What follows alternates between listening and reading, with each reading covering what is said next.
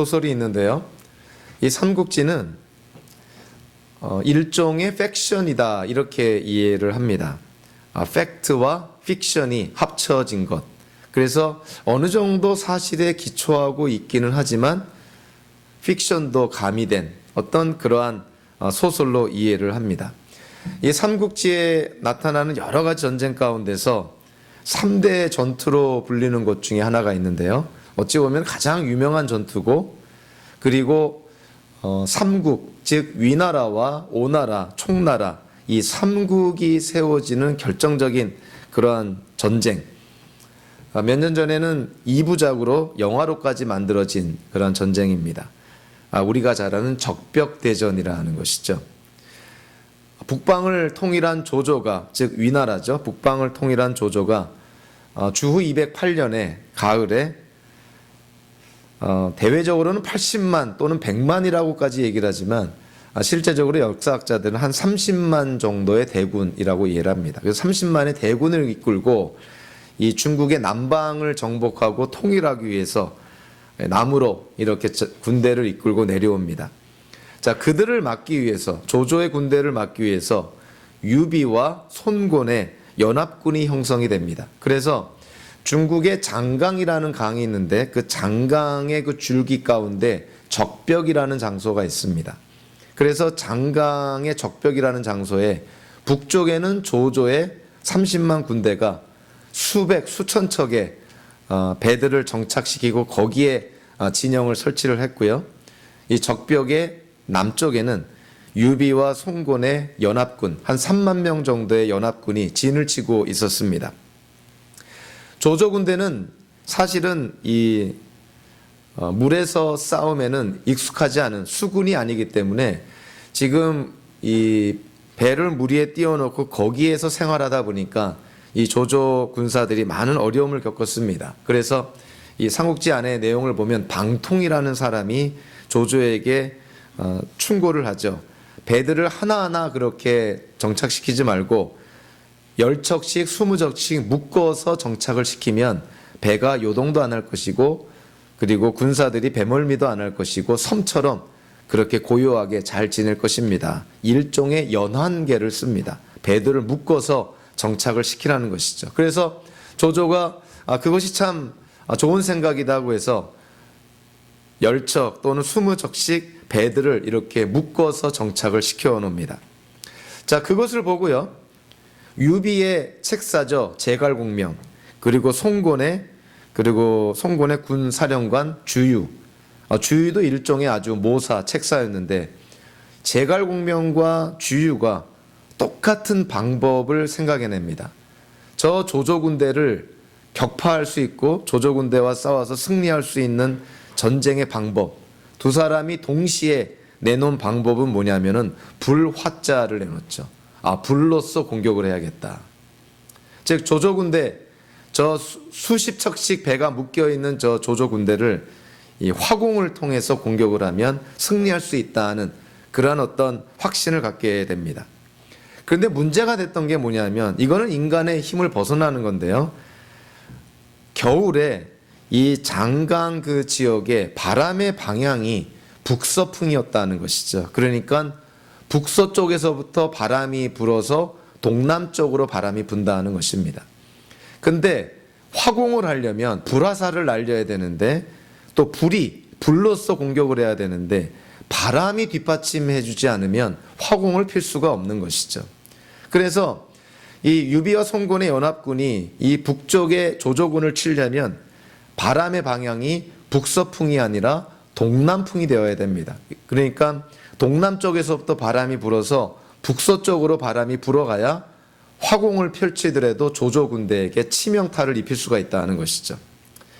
그러니까 누군가가 조조에게 배를 이렇게 묶어뒀을 때 만약에 적군이 화공을 취하면 이거는 속수무책이고 큰 피해를 입을 수 있다고 간언을 하지만, 조조는 바람이 지금 북서풍, 북쪽에서 남쪽으로 불고 있는데 적이 화공을 취할 리가 없다고 생각을 합니다. 그래서 전혀 그 부분에서는 대비를 하지 않죠.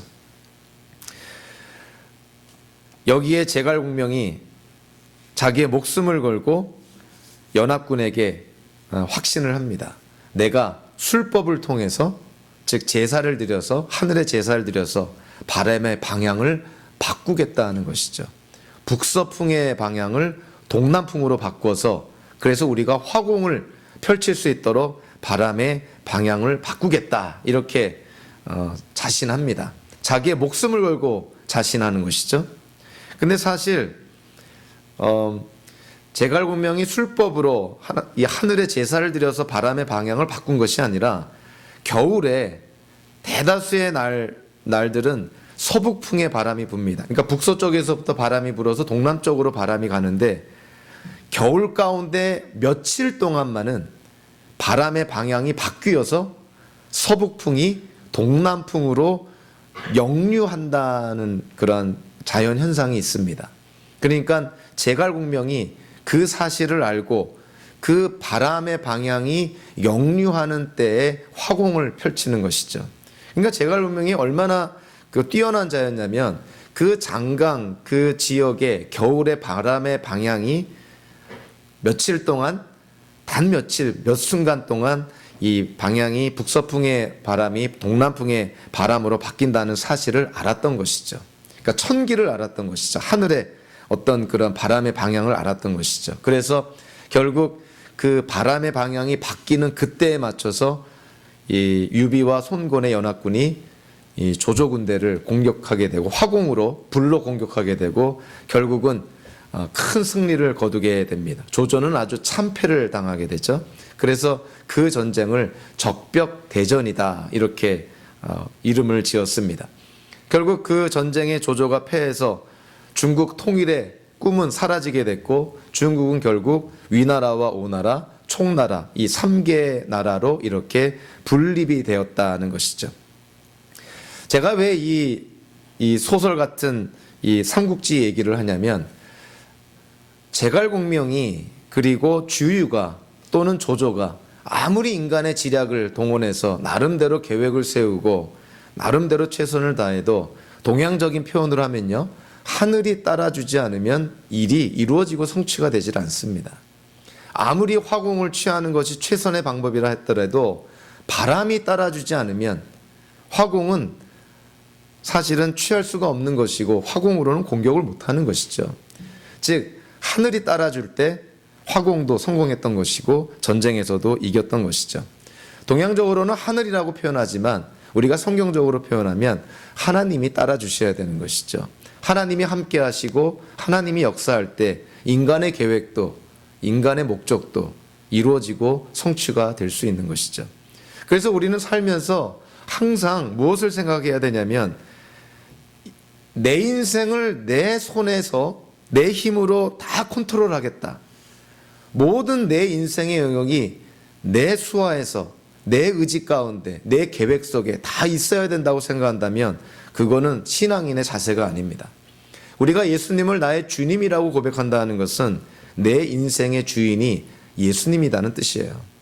그래서 내 인생을 내가 내 마음대로 마이웨이를 외치며 사는 것이 성도의 삶이 아니라, 내 인생을 하나님의 뜻대로 예수님의 인도함을 따르는 삶, 그러한 삶이 바로 성도의 삶이라는 것이죠.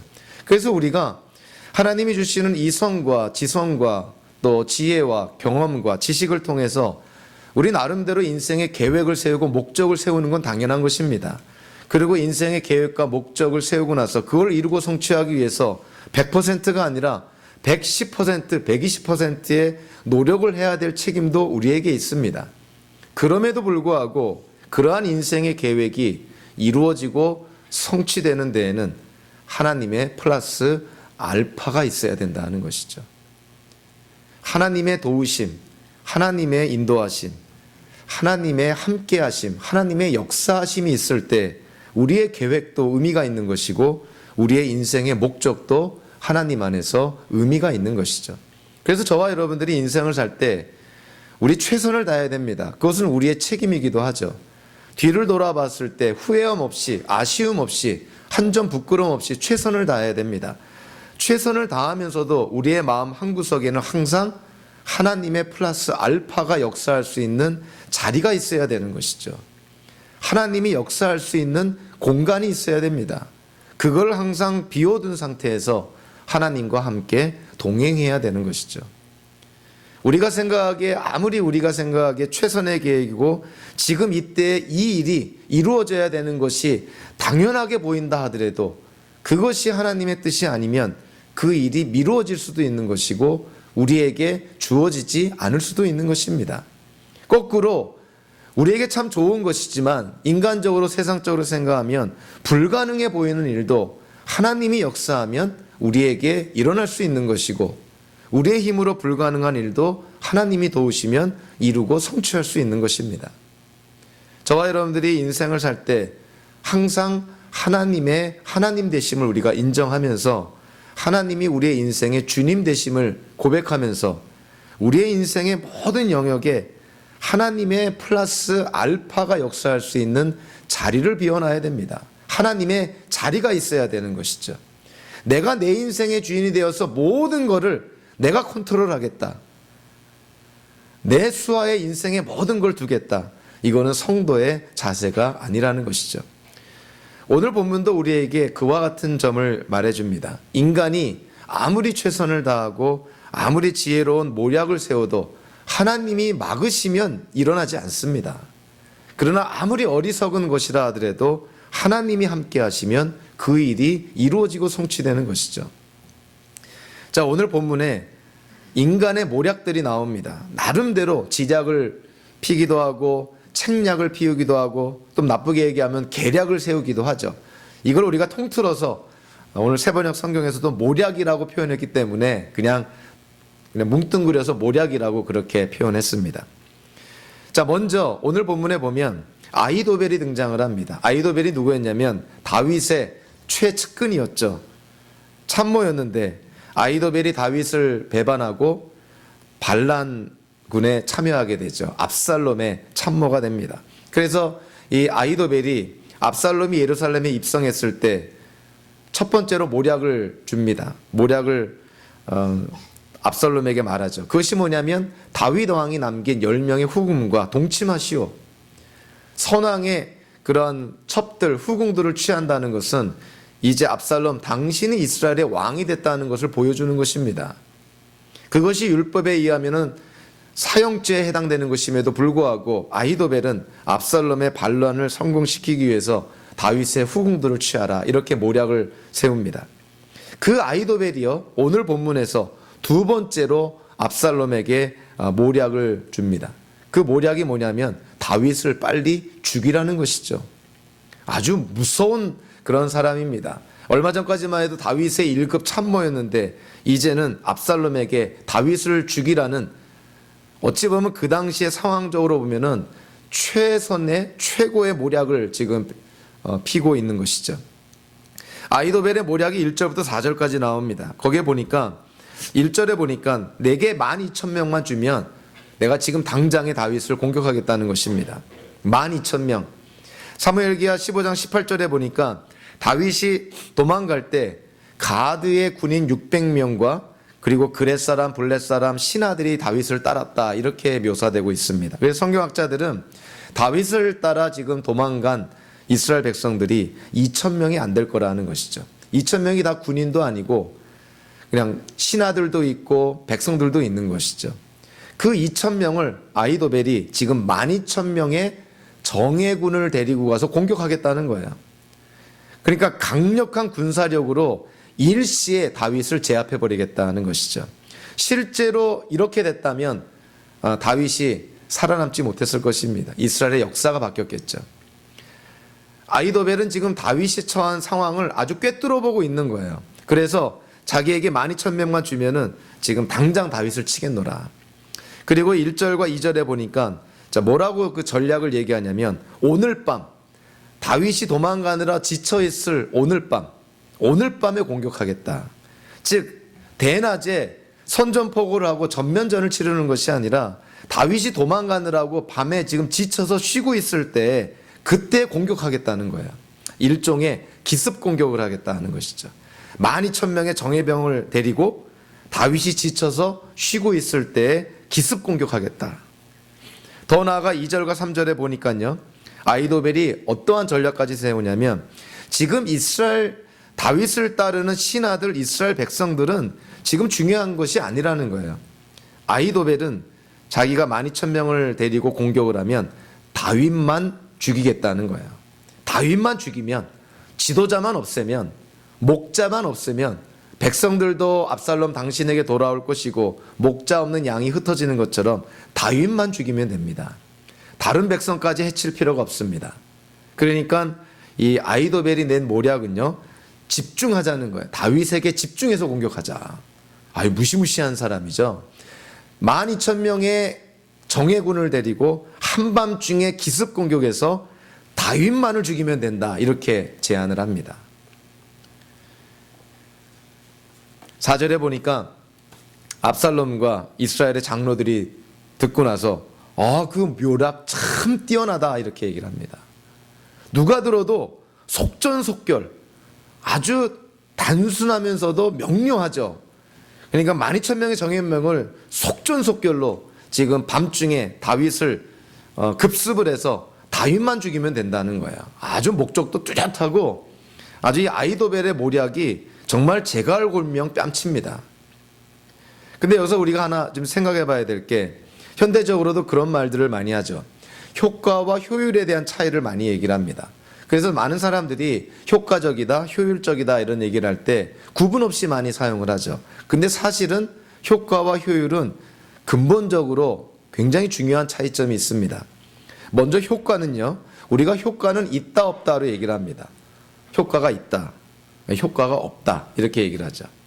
그리고 효과는 어떠한 측면을 얘기하냐면 옳은 일을 하는 것을 효과라는 측면으로 얘기를 합니다. 즉 지도자들이 옳은 일을 선택하는 것, 그것을 효과라고 이해를 하는 것이죠. 그러나 효율이라는 것은, 효율은 있다 없다로 표현하지 않습니다. 효율은 많다 적다, 효율이 높다 낮다, 이렇게 표현하죠. 효율은 어떠한 일을 옳게 하는 것을 효율적이다, 이렇게 표현합니다. 그래서 일을 옳게 하는 것, 일을 효율적으로 하는 것은 지도자가 아니라 관리자들이 하는 것이죠. 매니저들이, 오너가, 소유주가 맡긴 일을 효율적으로 하는 것입니다. 그죠? 옳게 하는 것. 효과와 효율. 그래서 굉장한 차이점이 있는 것이죠.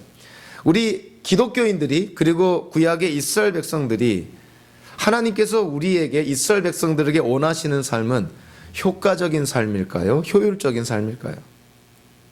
하나님은 우리에게 옳은 일을 하기를 원할까요? 아니면 무슨 일이든지 간에 옳게 하기를 원할까요? 말장난 같지만 굉장히 중요한 차이가 있는 것이죠. 몇 년 전에 전문 갬블러가 도박을 통해서 돈을 많이 땄습니다. 근데 이 사람이 기독교인이에요. 그래서 이 갬블링에서 딴 돈 가운데 11조를 교회에다 냈습니다. 그 교회 목사님이 그 돈을 받았을까요? 안 받았을까요? 여러분들이 목사라면 받을까요? 안 받을까요? 네, 그 교회 목사님은 안 받았습니다. 왜 안 받았을까? 그래도 그 전문적인 갬블러가 자기가 번 수입에 11조를 교회에 낸 것은 그래도 옳게 한 것이 아닌가, 신앙적으로 옳게 한 것이 아닌가, 이렇게 생각할 수 있을지 모르죠. 그 갬블러가 자기가 번 수입의 일정액을 교회에다 헌금한 거는 옳게 한 것이죠. 그러나 갬블링이 옳은 일입니까? 도박이 옳은 일인가요? 도박은 옳은 일이 아닌 것이죠. 일을 옳게 하는 게 중요한 것이 아니라 옳은 일을 해야 되는 것이 성도의 그런 삶이어야 된다는 것이죠. 도박은 하지 말아야 되는 것이죠. 도박해서 번 돈을 11조로 신앙생활 잘하는 거 하나님이 원치 않는다는 것이죠. 옳은 일을 통해서 정당하게 수입을 하고 그 수입의 일정액을 하나님께 드려야 되는 것이 바른 것이지, 하나님 보시기에 옳지 않은 도박을 통해서 돈을 벌어 그거를 가지고 하나님 보시기에 옳게 신앙적으로 생활하려고 한다. 그거는 하나님께서 받아들이지 않는다는 것입니다. 그래서 그 목사님이 그 갬블러의 그 도박꾼의 11조를 받지 않은 것은 잘한 것이죠. 그가 옳지 않은 일을 했기 때문에.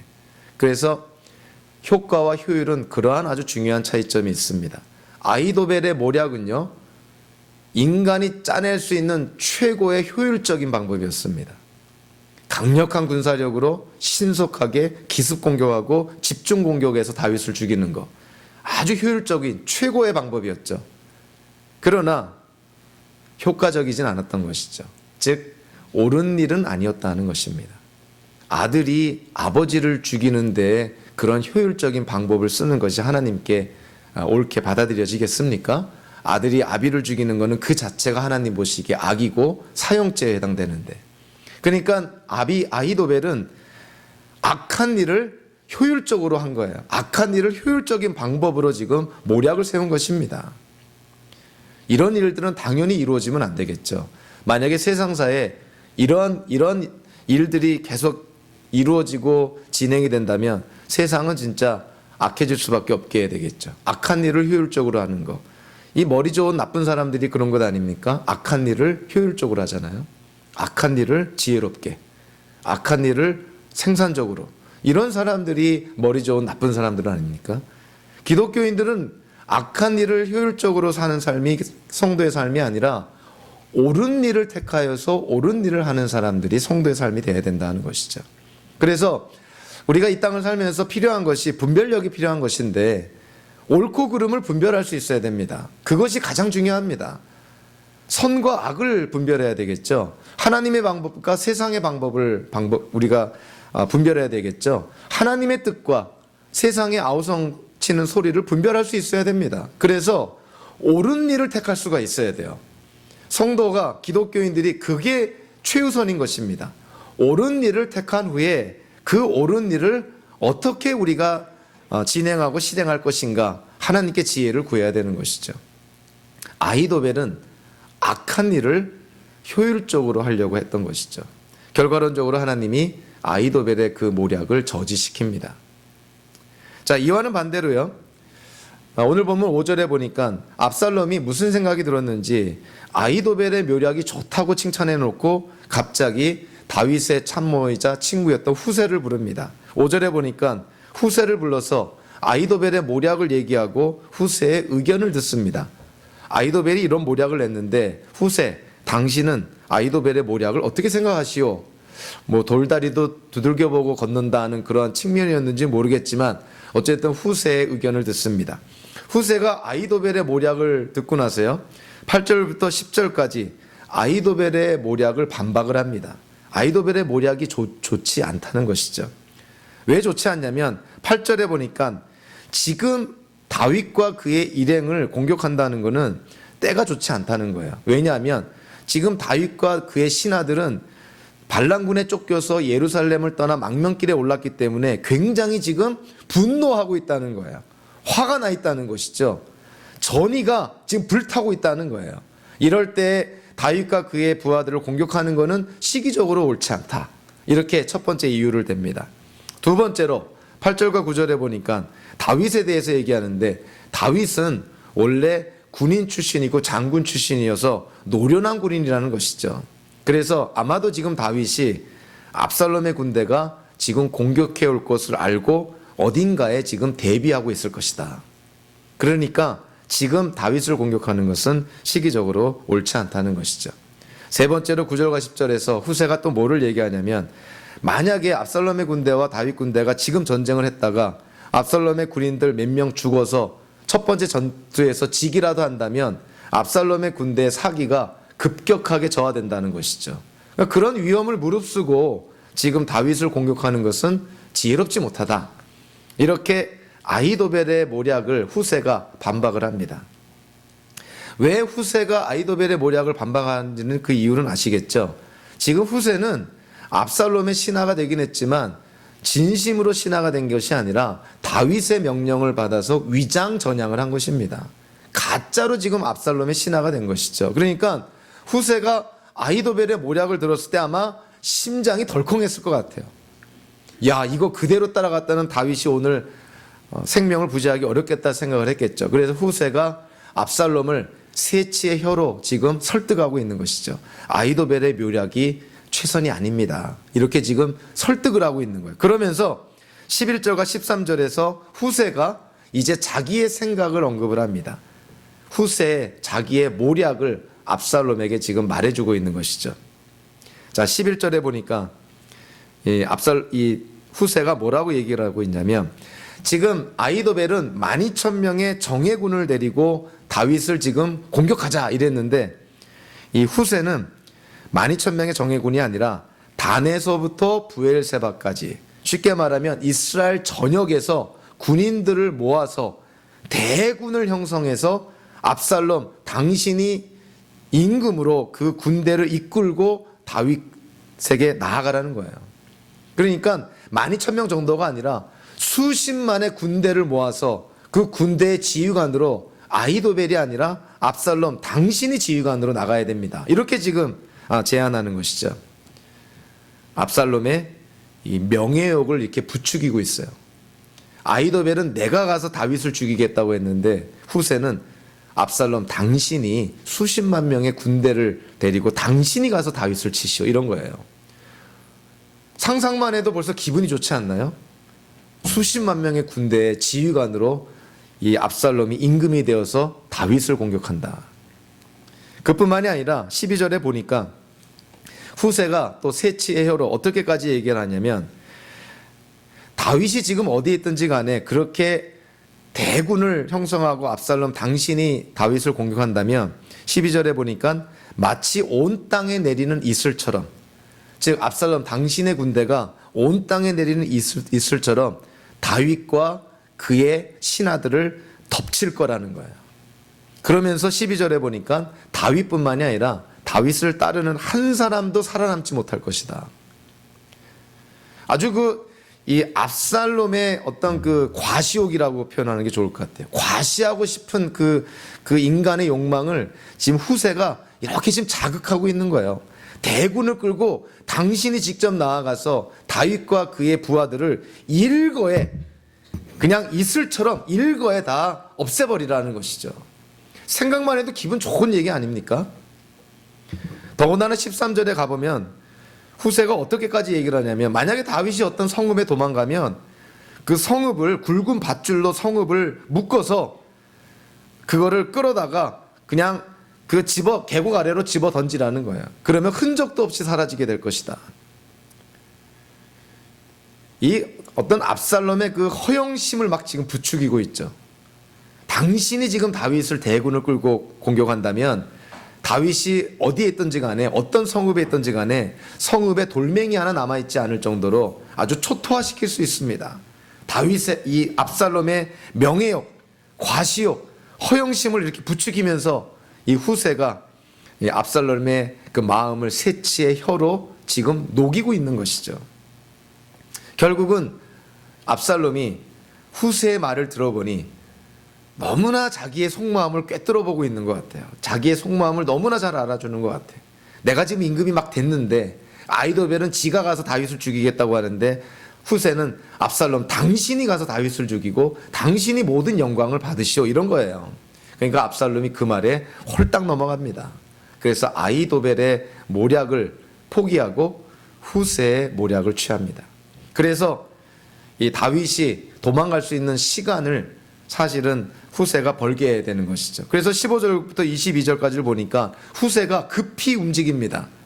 혹여라도 압살롬이 생각을 바꾸어서 아히도벨의 생각대로 다윗을 공격하면 안 되니까 후세가 급히 나와가지고 제사장들에게 이 사실을 알려서 이제 그 다윗에게 이 아히도벨의 모략을 알려주면서 빨리 피하라고 합니다. 그래서 오늘 본문에 보니까 21절과 22절에 보니까 다윗에게 전령을 보내어서 소식을 전합니다. 아히도벨의 모략이 이렇게 위험하니 다윗과 다윗의 일행은 오늘 한 사람도 남김없이 요단강을 다 건너야 됩니다.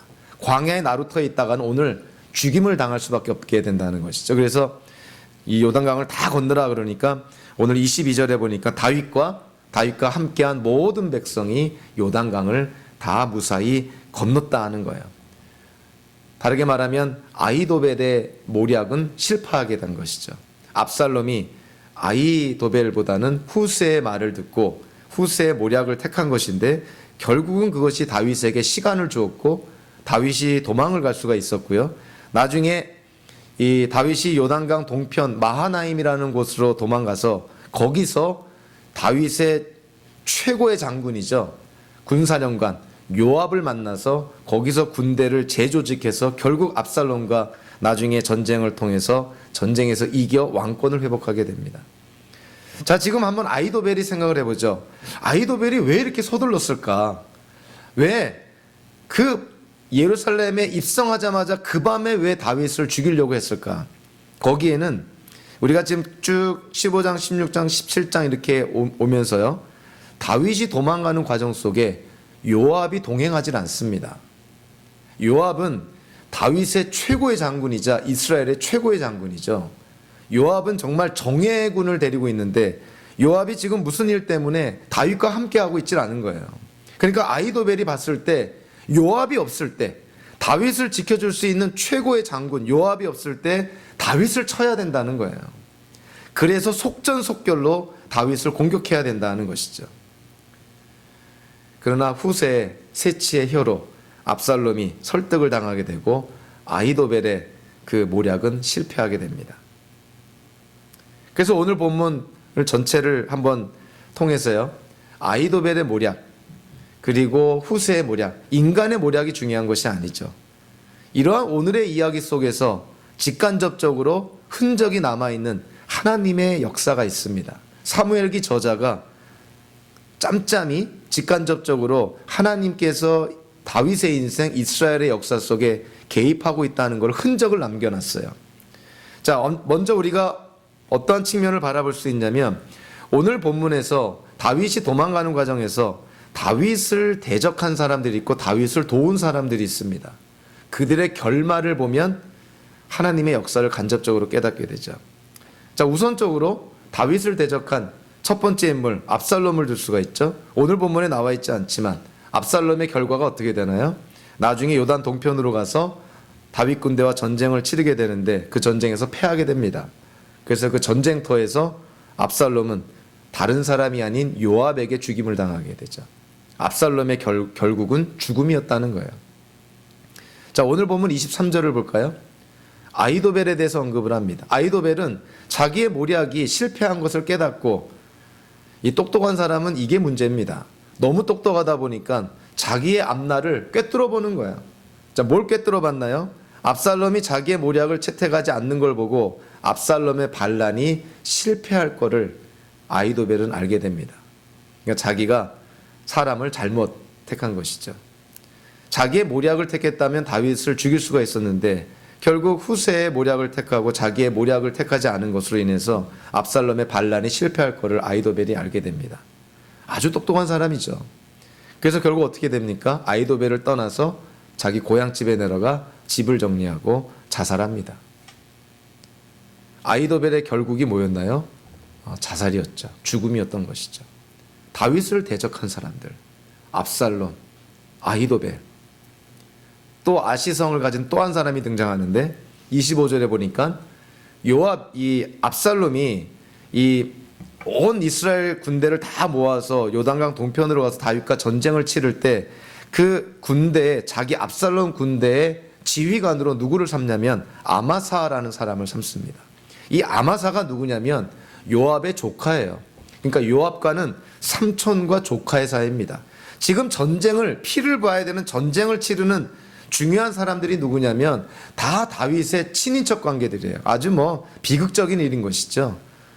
친인척끼리 지금 칼을 겨누고 피를 흘려야 될 판입니다. 이 아마사가 요압을 대신해서 이스라엘의 군사령관이 됩니다. 근데 이 오늘 본문에는 나와 있지 않지만 이 아마사, 압살롬의 군사령관이 된 아마사의 결국이 어떻게 되냐면 나중에 압살롬의 반란이 진압이 되고 나서 이 아마사는 다른 사람이 아닌 요압에게 죽임을 당하게 됩니다. 그러니까 요압은 압살롬의 다윗의 신복 중에 신복이었지만 요압의 걸림돌이 될 수 있는, 라이벌이 될 수 있는 사람들은 요압은 지체하지 않고 죽여버립니다.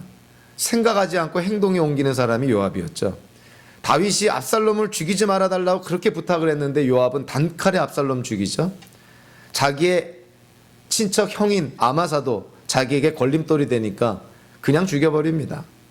그러니까 이 요압이라는 사람이 참 무지막지한 사람이죠. 어쨌든 간에 다윗을 대적했던 사람들, 다른 말로 하면 하나님의 뜻에 반했던 사람들, 압살롬, 아히도멜, 아마사, 다 죽임을 당하게 되죠. 자, 그와는 반면에 오늘 본문에서 다윗의 그러한 망명길, 도망길, 이제는 왕권도 잃어버리고 진짜 언제 어떻게 될지 모르는 그러한 도망길에 오는 다윗을 도운 사람들이 있습니다. 후세가 도왔죠. 제사장들인 사독과 아비아달이 도왔죠. 그리고 제사장들의 아들인 아히마아스와 요나단이 도왔죠. 그리고 심부름한 여종도 있고 바우림이란 마을에서 아히마아스와 요나단을 숨겨준 여인도 있었죠. 다윗이 요단의 동편에 피신하니까 요단 동편에 살았던 이방인들, 소비, 마길, 바르실레 이런 사람들이 다윗을 도왔습니다. 결국 나중에 다윗이 압살롬의 반란군을 제압하고 다시 왕권을 회복했을 때 이 사람들은 다 나중에 다윗에 의해서 크게 쓰임을 받게 되죠. 다른 측면으로 얘기하면 하나님의 뜻을 따르는 자들, 그 순간에는 위기일 수 있고 그 순간에는 어려움일 수 있지만 하나님의 뜻을 따르면 결과는 항상 좋다는 거예요. 우리는 이 다윗을 대적한 사람들이 죽음이라는 결과를 맛봤고 다윗을 도왔던 사람들이 나중에 다윗 그 정권 안에서 크게 쓰임을 받은 것을 바라보면 하나님의 뜻을 거역했을 때 그 결과, 하나님의 뜻을 따랐을 때의 결과 확연하게 대조적으로 우리에게 보여주는 것이죠. 그래서 하나님의 공의를 생각하면, 하나님이 의로우신 분이다 하는 걸 생각하면 우리가 흔히 얘기하는 권선징악형이 하나님의 공의를 잘 설명해 줍니다. 하나님의 공의는 선한 일을 한 자에게는 하나님께서 복을 내리시고 악을 행한 자는 하나님이 징계한다는 것이 하나님의 공의의 특성인 것이죠. 그래서 이스라엘 백성들이 가나안 땅에 들어갔을 때 하나님의 명령에 순종하고 하나님의 율법을 따라 행하면 너희가 축복을 받을 것이다. 그러나 너희가 불순종하고 가나안의 우상을 섬기고 하나님 보시기에 악을 행하면 너희가 나로부터 저주를 받게 되고 너희도 가나안 땅에서 쫓겨나게 될 것이다. 권선징악을 분명하게 말하고 있죠. 그래서 우리도 이 땅을 살 때 우리가 노력할 수 있는 한 최선을 다해서 선한 삶을 살도록 노력을 해야 됩니다. 하나님이 공의로운 하나님이신 것을 우리가 꼭 기억할 필요가 있는 것이죠. 하나님은 긍휼과 자비와 사랑과 은혜가 많으신 분이니까 내가 악을 행하고 죄를 행해도 하나님은 다 괜찮아 하실 거야. 전혀 그렇게 말하고 있지 않습니다. 성경에서 아버지로부터 징계를 받지 않는 그 아들은 친아들이 아니라 사생아다 이렇게 얘기를 합니다. 우리가 하나님의 아들이 되었다면 하나님께 불순종하고 하나님의 뜻을 어길 때 하나님의 징계를 받는 것은 당연하다는 거예요. 하나님이 공의로우신 분이기 때문에. 그래서 우리가 이 땅을 살 때 하나님 안에서 선한 삶을 살도록 노력을 해야 된다는 것입니다. 하나님이 대신 우리를 대신해서 선한 삶을 살아주는 것은 아니기 때문에 그런 것이죠. 저와 여러분들이 최선을 다해서 죄를 피하고 악을 피하고 선을 행할 수 있도록 하나님의 말씀에 따라 살 수 있도록 우리가 최선을 다해야 된다는 것이죠. 자, 오늘 본문에서 마지막으로 우리가 좀 눈여겨볼까요? 하나님의 역사가 곳곳에 스며들어 있습니다. 먼저 4절 5절을 보면 아히도벨의 모략을 들었을 때 압살롬과 그의 이스라엘 장로들이 지도자들이 아히도벨의 모략이 최고다 이럽니다. 그런데 5절에 보니까 압살롬이 무슨 생각이 들었는지 후세의 의견도 들어보자 그럽니다. 돌다리도 두들겨보고 걷는다는 한국 속담처럼 압살롬이 좀 확인하고 싶어서 그랬는지 아히도벨의 모략을 듣고 그냥 실행했으면 반란에 성공했을 텐데 압살롬이 무슨 생각인지 다윗의 친구이자 참모였던 후세를 불러서 후세에게 의견을 듣습니다. 우리는 여기서 한번 생각해 볼 수 있는 것이죠. 왜 압살롬이 후세의 말을 듣고자 했을까? 압살롬의 생각에 왜 그러한 그 후세의 의견을 듣고자 하는 마음이 들었을까? 결과론적으로 우리가 이해되는 것이지만 압살롬이 후세의 말을 의견을 듣고자 하는 데는 하나님의 역사가 있었음을 부인할 수가 없습니다. 아주 간접적인 거지만 자, 직접적으로요. 14절에 보니까 자, 결국 아히도벨의 모략과 후세의 모략을 다 듣고 나서 압살롬과 이스라엘 사람들이 채택한 모략이 누구 거냐면 후세의 모략을 택합니다. 즉 아히도벨의 모략을 거절하고 하나님이 저지시킨 것이죠. 그래서 14절 후반부에 보니까 사무엘기 저자가 명확하게 이렇게 얘기를 합니다. 주님께서 이미 압살롬이 재앙을 당하게 하시려고 아히도벨의 좋은 모략을 좌절시키셨기 때문이다. 압살롬이 아히도벨이 아니라 후스의 모략을 택한 것은 하나님이 압살롬을 징계하려고 아히도벨의 모략을 저지시켰기 때문이라고 사무엘기 저자가 기록을 합니다. 그러니까 하나님의 역사가 있었다는 것이죠. 물론 압살롬이 아히도벨의 모략을 채택하고 싶은데 어떤 자기 마지 못해서 강권적으로 후스의 모략을 택한 그런 것은 아니지만, 압살롬이 자기가 듣기에도 좋아서 후스의 모략을 택한 것이긴 하지만 이 모든 것을 통해서 하나님이 지금 역사하고 있다는 거예요. 그리고 아히도벨의 그 모략, 아히도벨의 계획을 저지시키는 것은, 자, 이거 보면은 어떠한 그 사무엘기하 15장에서의 어떤 그 내용이 혹시 기억이 안 나나요? 다윗이 도망가다가 압살롬의 반란군에 아히도벨이 끼어 있다는 말을 듣게 됩니다. 가슴이 덜컥, 심장이 덜컥하는 것이죠. 그래서 다윗이 하나님께 기도합니다. 15장 31절에 이렇게 기도합니다. 주님, 부디 아히도벨의 계획이 어리석은 것이 되게 하여 주십시오. 다윗이 하나님께 기도합니다.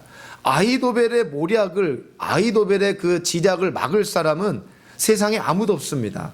하나님만 막을 수 있습니다. 하나님, 아히도벨의 모략을 막아주십시오.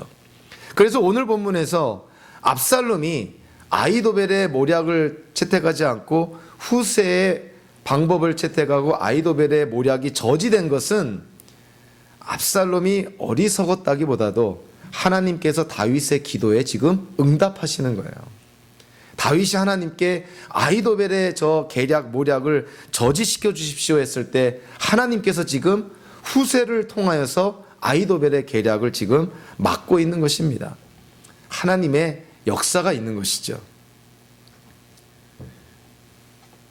그래서 우리가 세계의 역사를 우리가 바라볼 때 하나님을 인정하지 않는 사람들은 세계의 역사는 그냥 어떠한 현상들이 자연적으로 연쇄적으로 일어나는 것이 세계 역사라고 이해를 합니다. 그건 아주 인본주의적이고 그냥 자연주의적이고 세속주의적인 그런 역사관이죠. 그러나 사실은 역사는 우연히 자연적인 현상들의 연속 현상으로 주어지는 것이 아니죠. 역사는 분명히 주관자가 있는 것이죠. 또 다른 그런 잘못된 것은 너무 하나님께서 역사의 주인이심을 믿어서 이 땅에 일어나는 모든 일들이 다 하나님으로부터 말미암았다고 생각하는 그런 잘못이 있습니다. 쉽게 말하면 운명론에 빠질 수도 있고요. 심지어는 죄와 악의 원인까지도 하나님께 돌리는 그러한 실수를 범할 수가 있죠. 이런 어떤 운명론적인 역사관, 그리고 세속적인 역사관, 성경적인 역사관이 아닌 것이죠. 그래서 우리가 가져야 될 역사관이 뭐냐면, 물론 역사의 주인은 하나님이십니다. 하나님이 세계의 역사를 이끌어 가시죠. 그 역사를 이끌어 가시는 과정 속에 인간의 책임이 따른다는 것입니다. 우리가 내린 결정은 우리가 책임을 져야 되는 것이죠. 내가 죄를 지어놓고도 내가 죄를 지은 것이 다 하나님의 뜻이다라고 하나님께 죄를 돌린다는 것은, 그거는 아주 끔찍하게 잘못된 왜곡된 성경 해석인 것이죠. 그래서 우리가 역사를 바라볼 때 하나님이 역사의 주인임을 인정하면서 그 안에서 우리에게 주어진 책임을 다하는 것, 그것이 바른 역사관이라고 볼 수가 있는 것이죠.